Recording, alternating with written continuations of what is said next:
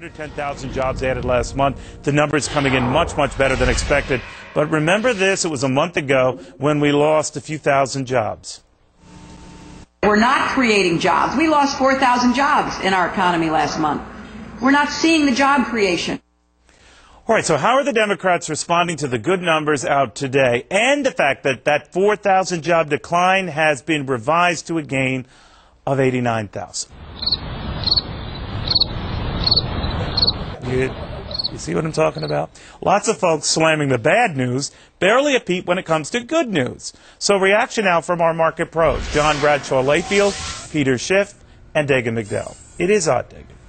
It is odd, but not surprising because it is politics. My biggest worry in the months to come as we get into the presidential election cycle is that every little bit of bad news that we might get about the economy, the Democrats come back out, start slamming it. That hurts confidence, and that in turn could hurt the economy. It becomes circular. It's kind of the self-fulfilling prophecy, something you've been worried about. You say enough bad things, people start believing. Absolutely. Democrats spend enough money saying we got a terrible economy, that we're losing jobs, we're going into a recession, we've got all these housing problems, which some of that is true, but you take it and you embellish it just a little bit.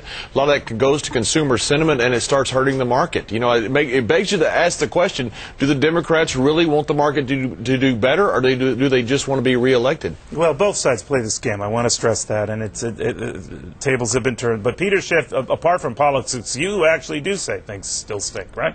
Well, the recession is still coming. The housing market is still imploding. Nothing that the Fed has done is going to change that. It's only going to make it worse. The U.S. dollar lost almost 2% of its value today against the Canadian dollar in one day. That more than wipes out the nominal gain that we had in the Dow Jones.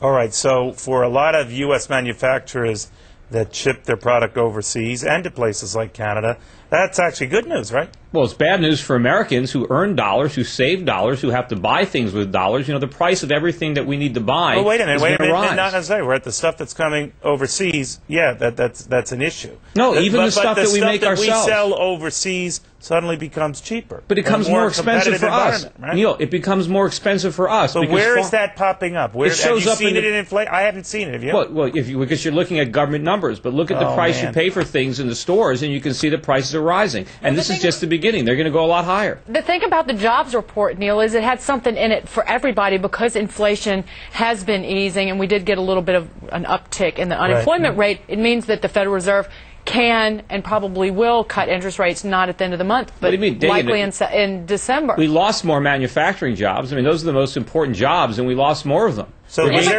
wait a minute, was there anything good in this report? You're sounding a lot like these candidates running for office. Anything good at all? Well, look, I think we gained jobs in the service sector. I think a lot of these jobs are going to be lost once the recession kicks in, and American consumers can't borrow and spend any more money. Well, I'll say you're consistent, Peter, but go ahead. Well, I'm consistently right. We're not going to right. have a recession, period. Look, the market is a pretty good... Wait a minute. We'll have a recession. He's right about that. We can't time it, but we're going to have a recession. You're right. I don't... Okay, there's no absolutes in the financial world. There's no absolutes in the world. I don't believe we're going to have a recession. The market doesn't believe that. This job report was perfect. It wasn't so many jobs that the Fed is not going to cut rates. It wasn't so few that you have a recession that is looming. What's more important is actually the revisions to past months, because it shows that the economy is doing remarkably well. Bingo, but that's the point I want to make. And owing to Peter's point, because Peter's a very smart guy, but all I'm saying, Peter, when you have a report that says the 4,000 job decline, not you, I'm talking about candidates, that you went to every microphone to talk about and say we're going to hell in a handbasket. When that is revised to show a gain of 89,000, would it have hurt any of those politicians to come back and say, that one we got wrong? Yeah, but these government numbers, these government reports on employment... Don't do that government thing and the black helicopter crowd and the what I'm saying is you got to look at the It is what it is. Now, I'm just telling you. Would it have killed the candidate who got it wrong then to say, hey, I got it wrong? But, that doesn't matter. The important part is what's going to happen in this economy when the rest of the world doesn't want to lend us any more money because we can't pay them back the money we borrowed. I got to tell you. All of this is still going to happen. I hear you. You're asking for too much. No politician is ever going to come out and say, whoops. Well, you know what? I think people would be impressed with that. I do. Republican or Democrat. Somebody just say, hey, I screwed up. And how do we know what they're going to revise the number to next month? Well, you're right, because they're faking the numbers in the black helicopter crowd. I'm not saying they're faking them. Okay. They just don't mean anything. They're lagging indicators. All right. I don't even know why I bothered. All right, Peter, thank you very much, guys, as always. Meanwhile, presidential candidate Sean McCain.